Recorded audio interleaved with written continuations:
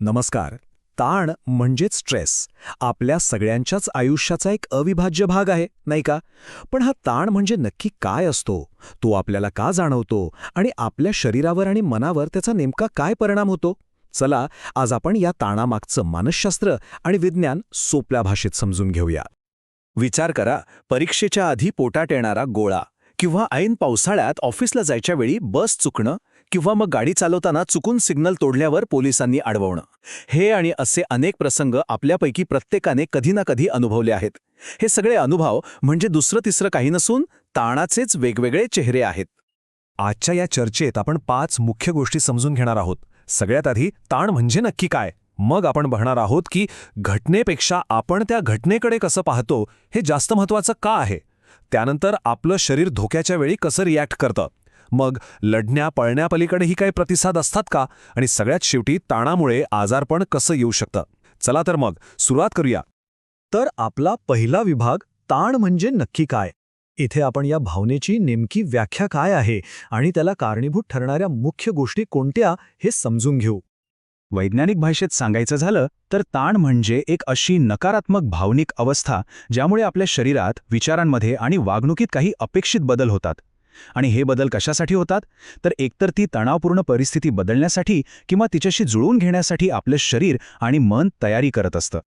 बरं, ज्या गोष्टींमुळे किंवा घटनांमुळे आपल्याला ताण येतो त्यांना मानसशास्त्रात स्ट्रेसर्स असं म्हणतात. अमेरिकन सायकोलॉजिकल असोसिएशनने 2008 साली एक सर्वेक्षण केलं होतं. त्यानुसार अमेरिकेतील लोकांमध्ये ताणाची 5 मुख्य कारणं होती: पैसा, देशाची अर्थव्यवस्था, कामाच्या ठिकाणच्या समस्या, कुटुंबातील आजारपण आणि कौटुंबिक जबाबदाऱ्या. मला वाटतं हे आपल्यापैकी बऱ्याच जणांना लागू पडेल. आता येतो आपला दुसरा आणि खूपच रंजक भाग, घटना नाही, मूल्यांकन महत्वाचे. इथे आपण हे समजून घेणार आहोत की एकच घटना असूनही एकाला प्रचंड ताण येतो आणि दुसऱ्याला काहीच फरक पडत नाही, असं का होतं. पण हा एक मोठा प्रश्न आहे, नाही का, की एकाच घटनेमुळे प्रत्येकाला सारखाच ताण का येत नाही. उदाहरणार्थ, मोठ्या आवाजात संगीत ऐकणं हे कोणासाठी तरी आनंदाची गोष्ट असू शकते, पण त्याच वेळी त्यांच्या शेजाऱ्यासाठी तीच गोष्ट डोकेदुखी ठरू शकते. असं का बरं होत असेल? याचं उत्तर दडलंय मूल्यांकन किंवा अप्रेझल या प्रक्रियेत. यातली पहिली पायरी आहे प्राथमिक मूल्यांकन. म्हणजे जेव्हा एखादी घटना घडते तेव्हा आपलं मन सगळ्यात आधी स्वतःला विचारतं की या घटनेचा माझ्यासाठी अर्थ काय आहे. ही परिस्थिती माझ्यासाठी नुकसानकारक आहे, धोकादायक आहे की एक आवाहन आहे. आता हे टेबल बघा, किती सोप्या पद्धतीने हे समजावून सांगितलंय. समजा एखाद्या व्यक्तीची नोकरी गेली. आता जर त्या व्यक्तीने या घटनेला नुकसान मानलं तर तिच्या मनात विचार येईल, अरे रे, माझं उत्पन्नच गेलं.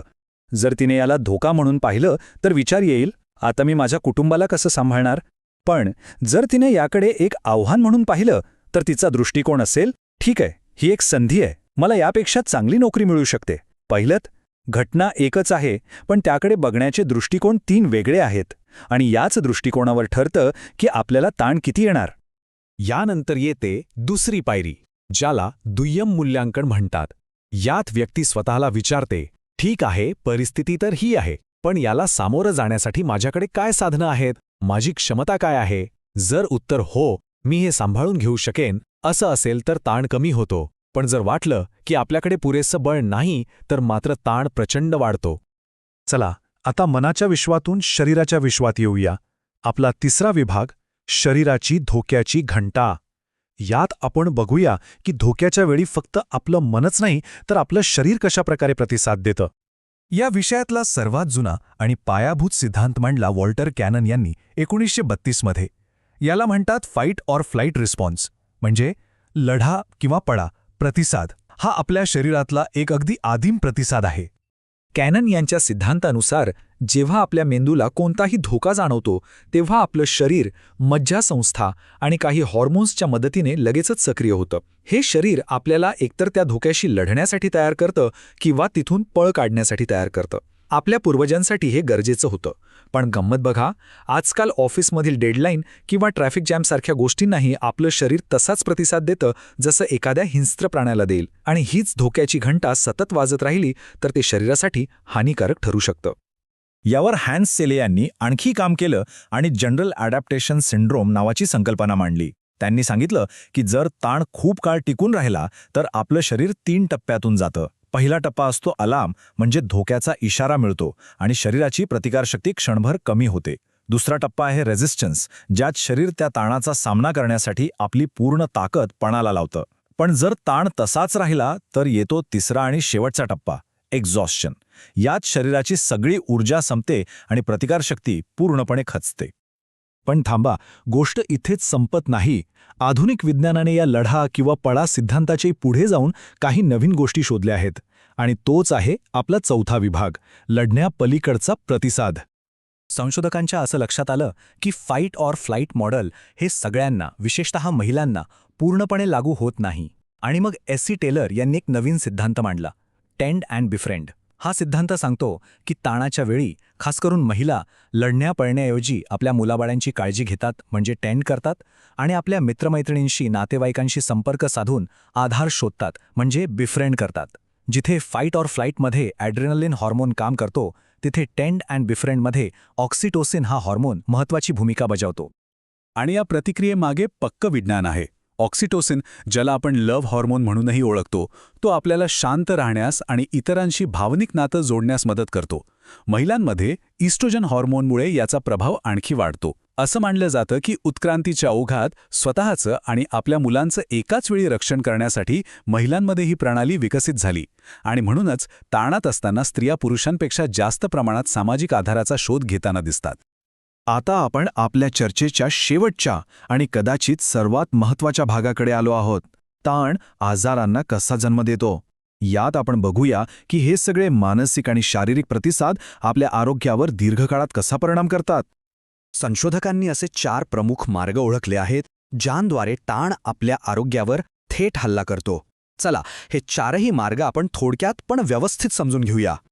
पहिला मार्ग आहे थेट शारीरिक परिणाम, म्हणजे सततच्या ताणामुळे रक्तदाब वाढतो, रक्तातील चरबीचं प्रमाण बदलतं आणि सगळ्यात महत्त्वाचं म्हणजे आपली रोगप्रतिकारक शक्ती कमकुवत होते.